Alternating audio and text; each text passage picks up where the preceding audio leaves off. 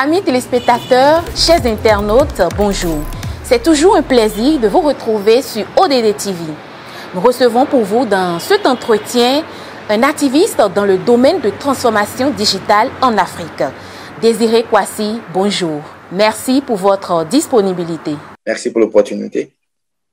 En tant que professionnel de transformation digitale, que faites-vous concrètement dans le domaine de la transformation digitale en Afrique? Je travaille sur deux volets. Je travaille donc sur le volet formation, éducation, qui vise donc à former les jeunes, à former les professionnels, à former les personnes intéressées par cet univers qui est l'univers digital, à savoir l'utiliser en fait.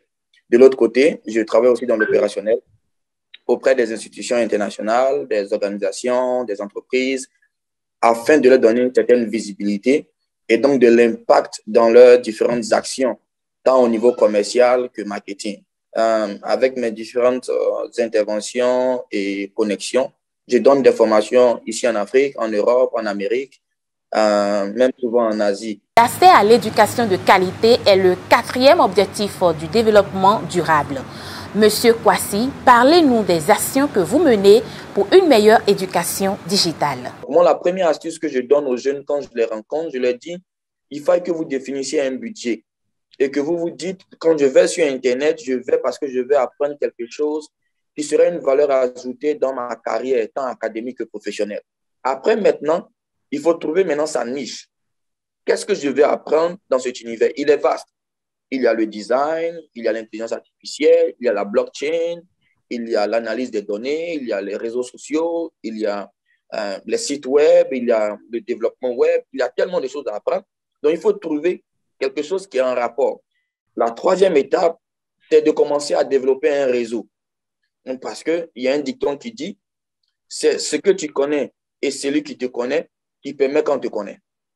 Donc, ça veut dire que vous devez savoir, quelqu'un doit vous connaître ou vous devez connaître quelqu'un pour que vous puissiez être révélé au monde. D'après nos investigations, vous intervenez aussi sur les questions de régulation.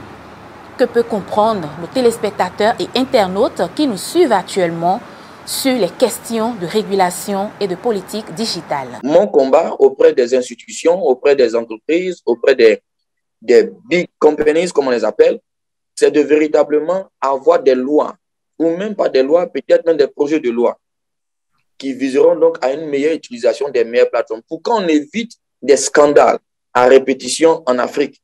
Je ne parle pas des autres pays. L'Afrique est aujourd'hui le cœur même d'une croissance de scandales à répétition. Chaque jour, on a un nouveau buzz.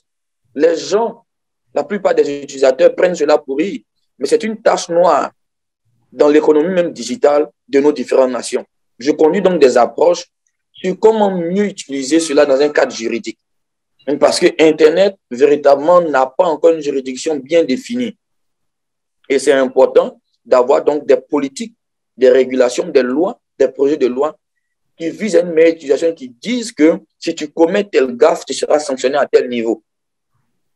Et ça nous permettra donc d'éviter beaucoup de dérives et d'avoir une population qui est éduquée et qui utilise pour son bien-être les plateformes digitales. Pour finir, quel est votre mot sur l'inclusion sociale? Pour moi, l'inclusion sociale, c'est d'écouter tout le monde et de faire un résumé des avis de tout le monde, de trouver les points d'intersection et de faire ressortir l'élément clé de façon évolutive.